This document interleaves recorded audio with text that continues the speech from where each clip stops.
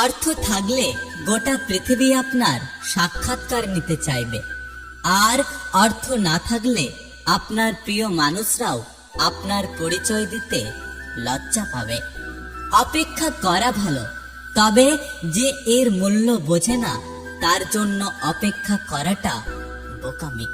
একটা কথা কি জানো তো, রোগের ভয়ে মানুষ খাওয়া দাওয়া ছেড়ে দেয়, কিন্তু পাপের ভয়ে মানুষ ঘৃণ্য ও অপরাধ করা ছাড়তে পারে না।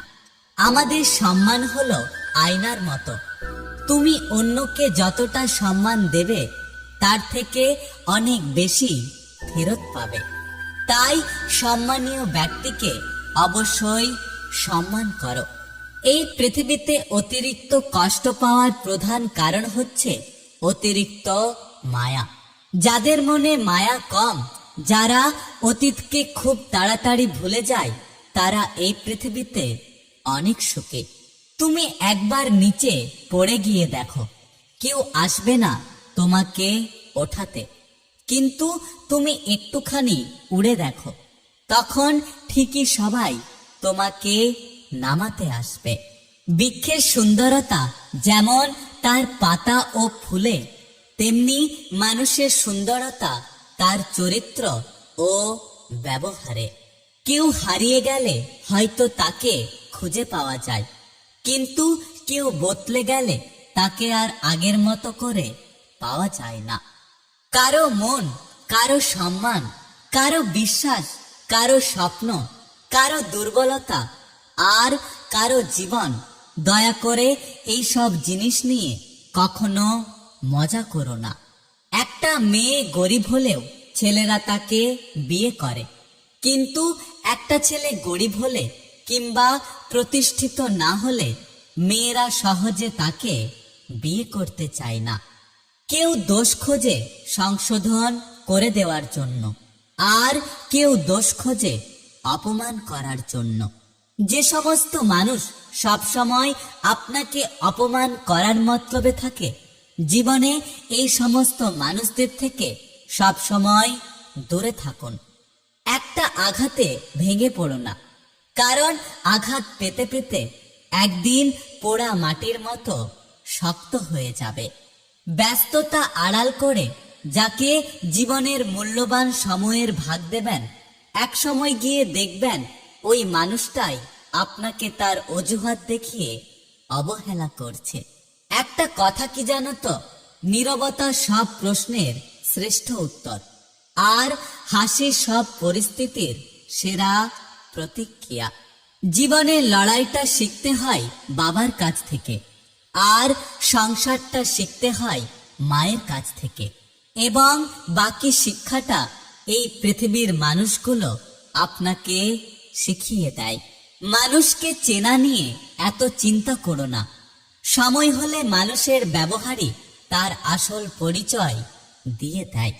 তোমার পূর্ণতায় তাকে পাশে রেখো, যে তোমার শূন্যতায় তোমার পাশে ছিল।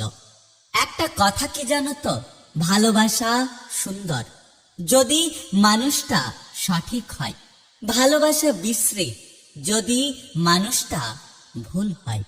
অপরের ক্ষতি করার চিন্তা যার মাথায় থাকে, নিজের ক্ষতি না হওয়া পর্যন্ত সেই মানুষটা থামে না। একটা কথা কি জানো তো, আমি বদলে যাইনি, আগের মতোই আছি।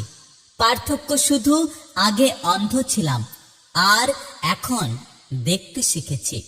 আমি আগে খুব চঞ্চল ছিলাম, পরিস্থিতি আমাকে শান্ত থাকতে শিখিয়ে দিয়েছে। অহংকার মিশে যাবে মাটিতে, ছাই হয়ে যাবে শরীর। আজকে যে রাজা, কালকে সে ফকির, পুরো খেলাটাই ঘড়ির। জীবনে অহংকার করো না, পতন হবে। অতিরিক্ত সরল হয়েও না, এই স্বার্থপর সমাজ তোমাকে ঠকিয়ে দেবে। এই পৃথিবী কখনো খারাপ মানুষের খারাপ কর্মের জন্য ধ্বংস হয় না।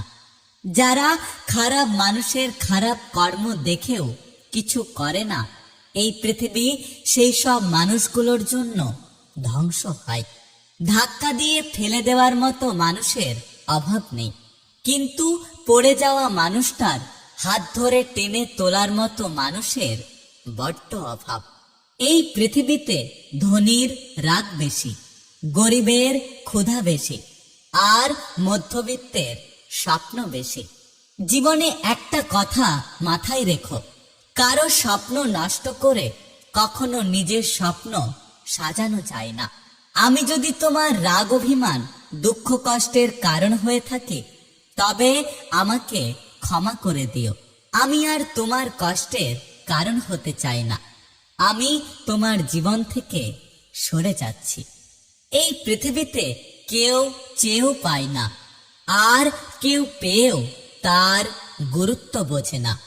একটা খারাপ অধ্যায় মানে এই নয় যে তোমার গল্প শেষ। খারাপের মধ্য দিয়েও ভালো কিছুর সৃষ্টি হয়। খালি পকেট যেমন পৃথিবী চিনিয়ে দেয়, তেমনি খারাপ সময় মানুষগুলোকে চিনিয়ে দেয়।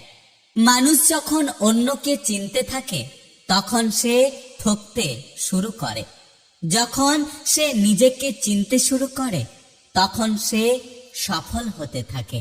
যে কম বোঝে তাকে হয়তো বোঝানো যায়, কিন্তু যে ভুল বোঝে তাকে কখনো বোঝানো যায় না।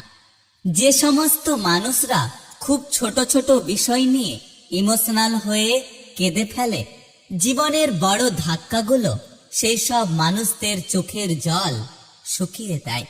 যে যেমন তার সাথে তেমন ব্যবহার করা উচিত।